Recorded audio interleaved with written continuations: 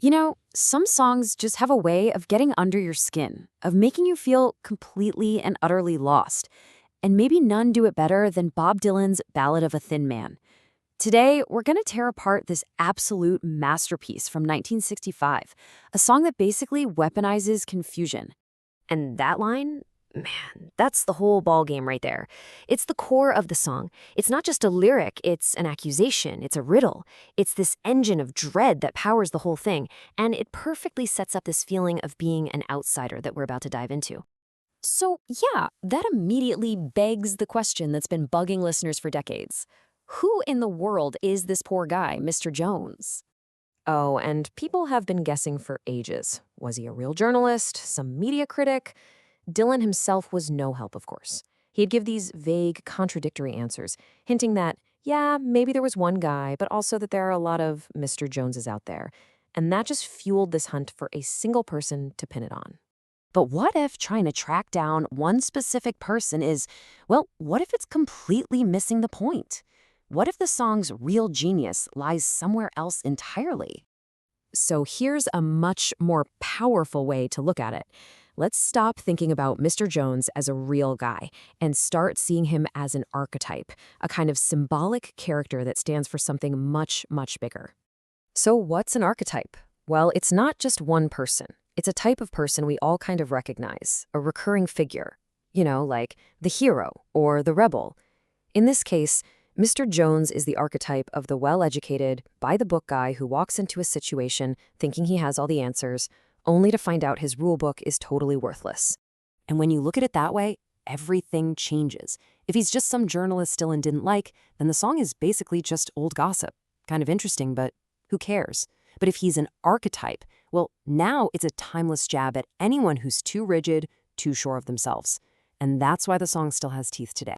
Okay, so if we agree he's not one person, let's stop worrying about who he is and start looking at how the song builds this absolute pressure cooker of strangeness around him. Because believe me, this weirdness is not random. It's a weapon. The song starts throwing these bizarre, almost carnival-like figures at him to totally overwhelm him. First up, you got the sword swallower. He walks up to Mr. Jones and asks for his pencil back, treating him like he doesn't belong there. And right after that, boom, there's a one-eyed midget who just screams now for no reason at all. See, these aren't clues you're supposed to solve. The goal here is pure symbolic overload. Dylan's just hitting Jones and us with stuff that makes no logical sense. And then there's the geek, a classic circus sideshow act who bites the heads off chickens. This character lives on the absolute fringes. And all these figures together, they create this world that's somewhere between a freak show and a genuine threat, where none of the normal social rules apply. And into this fever dream walks Mr. Jones himself, awkward and clumsy, like a camel. Every single detail is designed to make him feel completely out of place. This isn't just surrealism for art's sake, it's a tool to exclude him, to make him powerless, because he clearly doesn't know the secret handshake. But you know, it's not just the words that make you feel this way, the sound of the song. It's an attack all on its own. The music is just as menacing as the lyrics. First, you've got Dylan's piano just relentlessly pounding out this heavy, marching rhythm. It feels like it's hunting you down.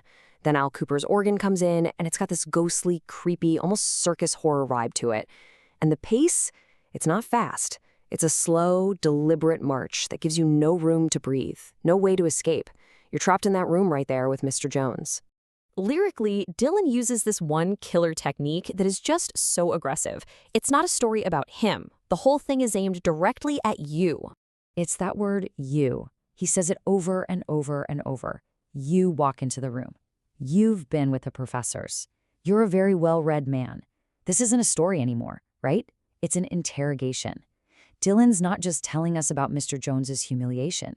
He's performing it, pointing his finger right at him. And maybe, just a little bit, at us too. So why are we still talking about this song? Why, after more than half a century, does it still feel so chillingly relevant?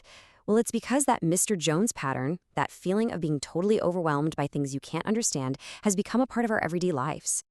I mean, just think about it. Information overload? Yeah, we're literally drowning in it every single day. Institutional mistrust? Check. The so-called professors and experts don't seem to have all the answers anymore, or at least we don't believe they do. And public exposure? Our confusion isn't private. It happens out in the open, on social media, for everyone to watch. The song's dread feels like it could have been written this morning. And that leaves us with this one final, really unsettling thought. In a world where it feels like something is happening everywhere all at once, but all our old ways of making sense of it are breaking down, well, aren't we all? At least some of the time, Mr. Jones.